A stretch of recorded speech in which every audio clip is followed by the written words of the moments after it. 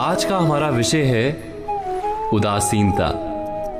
उदासीनता हृदय का ऐसा भाव है जहां हमें किसी बात में रुचि नहीं रहती, हम कोई कार्य करने के लिए उत्साहित नहीं होते। उदासीनता जब एक सीमा से बढ़ जाती है तो मन का रोग बन जाती है। मनुष्य जीवन से अधिक मृत्यु को पसंद करने लगता है।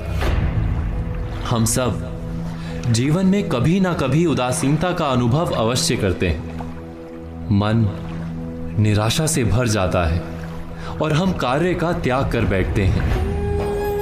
अधिकतर हमारी उदासीनता कुछ समय के लिए ही होती है, इसलिए उससे होने वाली हानि को हम पहचान नहीं पाते। किंतु उदासीनता धीरे धीरे आदत का रूप धारण कर लेती है और हम बार बार उदासीनता के कारण हाथ में लिए कार्य अधूरे छोड़ देते हैं। क्या हमारे सबके साथ ऐसा नहीं होता? तो वास्तव में उदासीनता क्या है? इसका जन्म कहां से होता है? इससे छूटने का उपाय क्या है? उदासीनता वास्तव में मन की ऐसी स्थिति का नाम है जब हमें अपनी तकलीफों, अपनी कठिनाइयों का कारण बाहर दिखाई देता है। हम कहते हैं कि समाज बुरा है, नौकर या स्वामी गलत है, पति या पत्नी का बर्ताव अनुचित है, जीवन की परिस्थितियां प्रतिकूल है, वक्त हमारा साथ नहीं दे रहा, वगैरह वगैरह। और जब दुख का कारण बाहर होता है तो उसको बदलने का हमारे पास कोई मार्ग नहीं होता। क्या ये सत्य नहीं?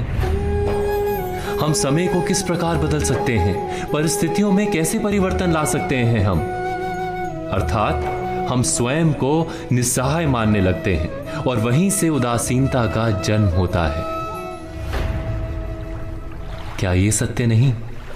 प्रश्न ये है कि क्या हमारी सारी विपदाओं का कारण बाहर है या स्वयं हमारे भीतर है? क्या हमारी सारी विपत्तियां, हमारे बुरे हालात क्या दूसरों के कारण है? क्या हमारा परिवार हमारा शत्रु है? क्या समाज दुश्मन है? या हमारी परिस्थितियां हम स्वयं निर्मित करते हैं? विचार कीजिए, पतझड़ में पत्ते गिरा देने वाली ठंड क्या वृक्ष के साथ दुश्मनी कर रही है? नहीं, ऋतु चक्र तो अपना कार्य करता है। उसे पेड़ के साथ ना दुश्मनी है ना दोस्ती। ऋतु चक्र के अनुकूल हो जाना वृक्ष का कर्तव्य है। ठीक वैसे ही समाज कभी किसी व्यक्ति का ना मित्र होता है ना शत्रु। समाज को जिससे लाभ मिलता है, समाज उसका मित्र बन जाता है। अर्थात समाज प्रतिकूल तब बनता है जब हम समाज के प्रतिकूल बनते हैं। वैसा ही व्यक्तियों के बीच में भी होता है। हम जिसे प्रेम करते हैं वो हमें प्रेम देता है, हम जिसे लाभ देते हैं वो हमें लाभ देता है।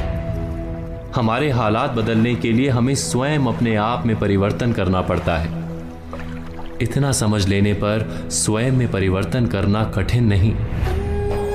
अर्थात जीवन में उदासीनता का कोई कारण ही नहीं, केवल अपने आप में परिवर्तन करना पर्याप्त है।